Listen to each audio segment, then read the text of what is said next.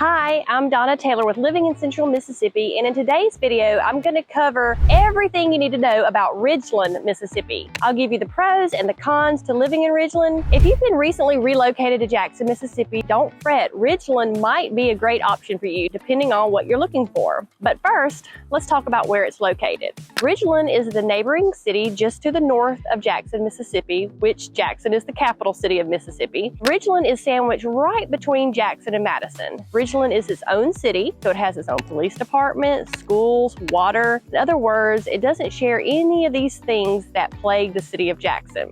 Ridgeland is a quick 10-minute drive to downtown Jackson. Currently, the population of Ridgeland is approximately 25,000 people. Niche.com gives Ridgeland an overall score of A+. So let's dig in a little and see if I can shed some light on that, why that is. The first pro on my list is the things to do. Most of my videos are all about living in Madison and why Madison is the best city in Mississippi, but there's one thing that Ridgeland does better, and that's its things to do. There's more shopping, more dining, more outdoor stuff, all of those things. There's actually 2 malls in Ridgeland. There's a large indoor mall called North Park Mall that has department stores like Belk and JCPenney. And then there's Renaissance Mall, which is a beautiful outdoor mall on the west side of town with stores like Apple, Barnes & Noble, Lululemon, just to name a few. Renaissance Mall also has lots of fine dining options and a new movie theater. Another thing about Ridgeland that's pretty cool is the bike trails. Here in Central Mississippi, we don't have a lot of bike trails, but there are 10 miles of mountain bike trails that are very cool that you can check out at tricountymtb.org. They have maps of all the trails and info on how to get around. There's also miles and miles of paved walking trails throughout the city, which is where I'm filming from today. You can kind of see it behind me. And if you don't live near the walking trails, there are lots of places to park, like this parking lot here at the Welcome Center. You can park and hop on with your bike or take a nice walk or leisurely jog.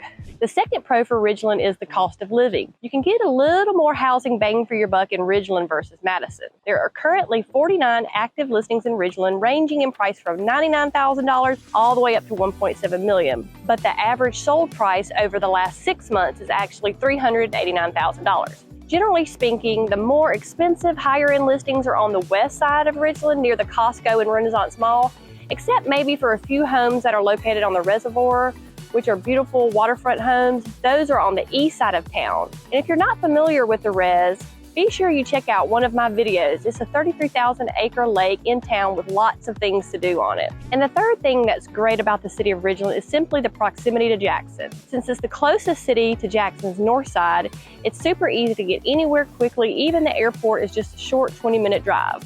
Now let's talk about the cons. One of those is the ratio of homeowners to renters. About 50% of the population in Ridgeland is rentals. So if you compare that to Madison, where 95% of residents own their own home, that's definitely not as great of a factor. So one of those reasons is because there's lots of apartment complexes in Ridgeland. If you're familiar with Madison at all, you know there aren't any apartment complexes in the city, and there probably won't ever be. So if you're moving to the Jackson area and you need a rental for a while, check out Ridgeland because there's plenty of rental options there. The next con on the list would be that the schools in Ridgeland aren't considered quite as strong as Madison, and there are some great private school options in Ridgeland, but the public schools don't score quite as well as Madison. And so that's the reason a lot of families with school-age children will pick Madison over Ridgeland. But if schools aren't a consideration for you, then you should definitely check out Ridgeland. So there you have the pros and cons of Ridgeland. If you're considering moving to the Jackson area, please reach out and let's get acquainted.